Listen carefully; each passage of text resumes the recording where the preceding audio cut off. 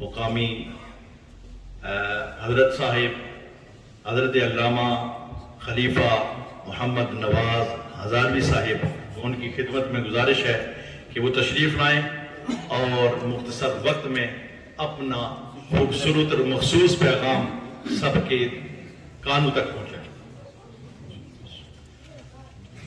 نحمدہ ونصلی ونسلم علی رسول الکریم، اما بعد فاعوذ باللہ من الشیطان الرجیم، بسم اللہ الرحمن الرحیم، والصلاة والسلام علیکہ سیدی یا رسول اللہ۔ بلند آواز سے پڑھیں، الصلاة والسلام علیکہ سیدی یا رسول اللہ وعلی آلہ واصحابہ سیدی یا رسول اللہ۔ ایتی عظمتوں کے لائق علماء کرام تشریف فرما ہیں اور ہمارے مہمان مقرر حضرت علامہ اکرام حسین صاحب تشریف لائے ہیں۔ بڑا پیارا بولتے ہیں، بہت خوبصورت بولتے ہیں، موتی رولتے ہیں، بڑا پیار سے بولیں گے انشاءاللہ، ان کو آپ سماعت فرمائیں گے۔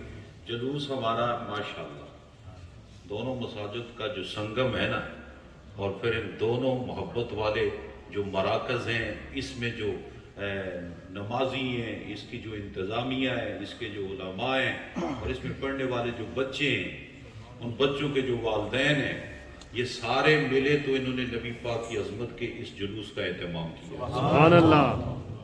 اور یہ جلوس رہنا چاہیے، ہونا چاہیے، جاری رہنا چاہیے۔ کیسے ہوگا؟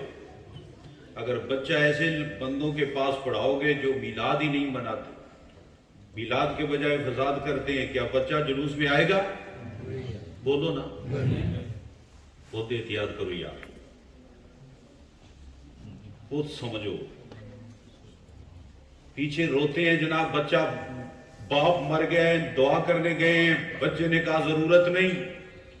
پتہ کرو اس باپ کا، اس نے سستی کی ہے۔ جس وقت بچہ ان کے پاس پڑھنے جا رہا تھا کیوں نہیں روکا؟ کیوں نہیں اچھی ٹیچر کا انتظام؟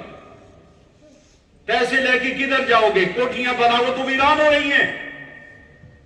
اگر اچھا عالم، سنی عالم، محبت والا عالم، صحابہ کرام کے پیار والا عالم، اہل سنت کی عظمت دل میں رکھنے والے عالم، اولیاء کاملین کی نسبت رکھنے والا وجود، ایسا عالم اگر تم اپنے بچوں کو میسر نہیں کرو گے تو پھر وہی حال ہوگا، مرو گے تو کوئی دعا بھی نہیں کرے گا۔